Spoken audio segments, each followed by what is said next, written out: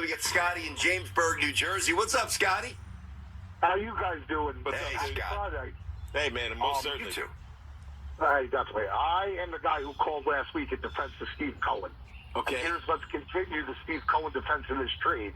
I'm just like Hop. I give Lindor about 7.5. Here's what I'd say, though. You guys know this. It was a franchise-altering move that needed to be made. Yep. That was my take, 100%. Just like Tiki said. And now remember this. And here's part two. BT, I agree with your contract. Let's look at the history of long-term contracts. How many of them are actually good? They're not many, guys. That's a good point. So what they needed is this. What the Mets needed was to become meaningful again.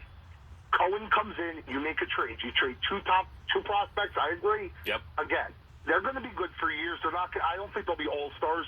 Lindor, if it wasn't for Lindor, yeah, they don't win 100 games last year. He plays every single day. He did make mistakes year one, but you know what? He learns from his mistakes. He has a great relationship with Buck.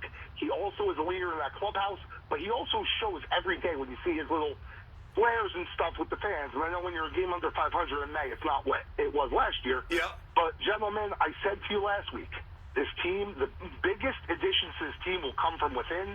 This week, the young guys are starting to see, and I agree. I want to see them in the lineup more. Yep. But you got to keep your head up, and and again, this BT, you're a great radio host though, because can't call as much as I'd like, but you got me through today because again, you have been on him since you guys came on the air. And I've been listening to you since before here, but you know what I'm saying. Yeah. I've heard you say it last year when the Mets were riding high, and you were like, "Well, I see this bad streak coming." And you did bring it up with Lindor, and I agree with you. The clutch moments, it hasn't been where I want it, but again, he is only 29. It's still no long-term contract in the long run is going to end up. If you ask me now, going back as a hardcore Met fan, to 04 when they brought on Pedro, yeah, I didn't want to make that. That was not a good contract, but you know what? It was necessary because when you think about the history of the Mets, one long-term contract besides Carlos Beltran's ever worked out, and Piazza. But you got to remember this. This was about putting this team back on the map, making them. I get that. That. Yeah. And here's the thing that I love, BT. You got to live this all through the Steinbrenner era. Mm-hmm. You know what? I'll worry in year 9 when the contract is horrible. And you know what? Maybe Mr. Cohen says, hey, let's go to the front office and get a job. Because again, he has meant a lot to the community, Mets fans and the community. And again, young, I still feel good about it. And again, you're right. We're 2 years or whatever into this trade. But again, I feel very good about it. Okay, no, I got you, Scott. Listen. BT, you're like me. I know your kid with Judge. My kid loves Lindor. He couldn't wait to be Lindor for Halloween. He loves him. Nice. Wears the jersey with pride. And but Scott, now you can't do this now, Scott. You can't tell me about the kid who loves Lindor because now I can't talk about Lindor because I love the kids. Any kid that loves baseball. Let's do it. BT, you said you want to go to a Mets game. Let's do it. We'll set something up. I got it. Listen, I really, Scott, good call, man. I don't want to say I invited myself because that sounds tacky.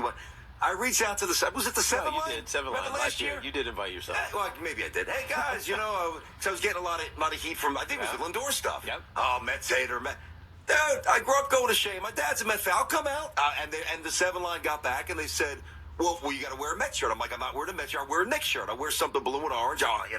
If I wasn't a St. John's fan, I'd wear Syracuse orange basketball, but I'll wear Knicks stuff, blue and orange. I'm not wearing Yankee stuff. Yeah. I'm not going to boo.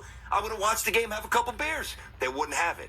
So maybe another crew will have me in the house of the Mets. Just so you know, Isaiah Green and Josh Wolf are both in high A in Cleveland.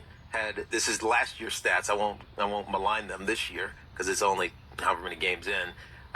6.35 ERA for Wolf, which is obviously not great. Yeah. And it's better than Peterson. Isaiah Green hit 226 with 4 home runs. Baseball's hard, dude. That's the bottom. These prospects you don't know. And I know we're a little late here, but I do want to say this, and I'm sure many of you did not hear this back in the day, but I can promise you, all right, on an old station on the AM dial, I was crushing Alex Rodriguez. This